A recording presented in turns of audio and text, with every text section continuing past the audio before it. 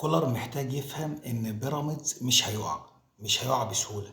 بيراميدز بيكسب بكل الطرق المشروعة والغير مشروعة. الأهلي لعب 15 مباراة اتعادل منهم 6.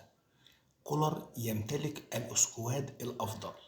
كولر يمتلك 11 لاعب من بين 25 لاعب هما الاغلى قيمة تسويقية داخل الدوري المصري. كولر بدأ بداية غلط في مباراة الزمالك. بدأ بأكرم توفيق وكوكا بدل ما يلعب بالدبيس ومحمد هاني، وبدل ما يبدأ ببن شرقي بدل محمد عبد الله ويودي حسين الشحات يمين. كولر بيصعب المباراة علينا.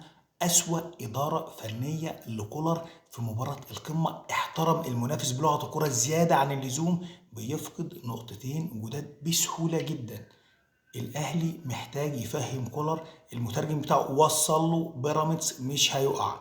بيراميدز بيعرف ياخد التلاتة بونت باي طريقه من الطرق المشروعه والغير مشروعه وبيطلع يجري. الدوري السنه دي صعب جدا. صعبنا المباراه على نفسنا. الزمالك لو عنده دكه كويسه كان كسب النهارده بسهوله. بيدخل في مرمى اهداف من غير مبرر. حد يفهمه، حد يوصل له.